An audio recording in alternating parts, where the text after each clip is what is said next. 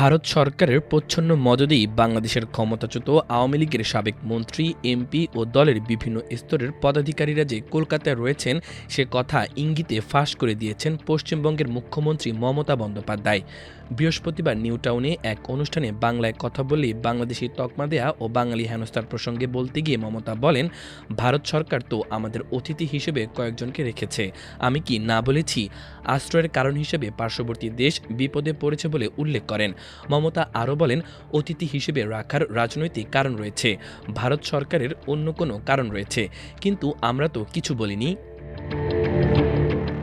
মমতা বলেন, বাংলায় কথা বলে বাংলাদেশি হয়ে গেল, এটা কখনো হয়? কেন্দ্রীয় সরকারের উদ্দেশ্যে মমতা বলেন, আপনারা কেন বলবেন বাংলায় কথা বললেই বাংলাদেশি? মমতা বলেন, 1971 সালের ইন্দিরা মুজিব চুক্তির ফলে ভারতে আসা উদ্বস্তুরা সকলেই অবশ্যই ভারতের নাগরিক, বাংলাদেশি কোনোভাবেই নয়। এখন হয়তো আসতে পারবে না।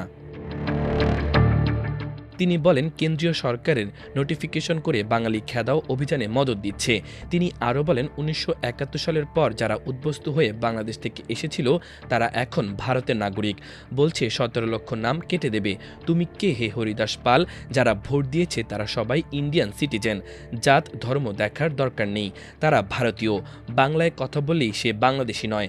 মমতা স্পষ্ট করে দিয়েছেন, পশ্চিমবঙ্গের বাসিন্দা যারা তাদের নাম তিনি কোনোভাবেই কাটতে দেবেন না। তার সাফ কথা, যারা পশ্চিমবঙ্গে বাস করে কেন তুমি তার নাম কাটবে? সে কোন কাস্ট, কোন ক্রিড, কোন রিলিজিয়ন, কোন স্টেট তোমার দেখার দরকার নেই। They are very much voters of Bengal. Mamata অভিযোগ করেন, বিজ্ঞপ্তি জারি করে বলা হচ্ছে বাংলা ভাষায় কথা বললেই রিপোর্ট করে দেয়া হবে। ওরা জানে না বাংলা ভাষায় কথা বলা মানুষের সংখ্যা এশিয়ায় দ্বিতীয় আর বিশ্বে পঞ্চম। সেই ভাষার অপমান আমরা মানব না। মমতা ব্যাখ্যা দিয়ে বলেন, বাংলায় বাংলাদেশি টান থাকতেই পারে, ওপার বাংলায় তারা ছিলেন এটা ভুলে গেলে চলবে না। মমতা আরও বলেন, 17 লাখ রোহিঙ্গা আছে বলছে, এরা কিছুই জানে না। রোহিঙ্গারা কোথায়, তাদের নাম ঠিকানা দাও, তারপর অভিযোগ করো। জাতিসংঘ রিপোর্ট অনুযায়ী ভারতে অনুপ্রবেশকারী রোহিঙ্গার সংখ্যা 2000-এর মতো। তাদের একটি বড় অংশকে ক্যাম্প করে রাখা হয়েছে জম্মু কাশ্মীরে। চেহারায় তারা বাঙালিদের মতো নয়, ভাষাও বাংলা নয়। ফলে রোহিঙ্গারা চাইলেই বাংলা বলবে অথবা বাঙালি সাজবে এমন মনে করার কোনো কারণ নেই। এই তথ্যকে হাতিয়ার করে এদিন বিজেপিকে তুলোধনু করেন মমতা, বিশেষ করে নাম না করে দূষেন বিরোধী দল নেতাকে। বৃহস্পতিবার নিউটাউনে মুখ্যমন্ত্রী মমতা বন্দ্যোপাধ্যায় দুটি আবাসন প্রকল্পের উদ্বোধন করার সময় বিভিন্ন রাজ্যে বাংলাভাষীদের হেনস্থা নিয়ে সরব হন। এর আগে তিনি রাজপথে মিছিল করে ঘোষণা করেছেন, হেনস্থা তিনি মানবেন না।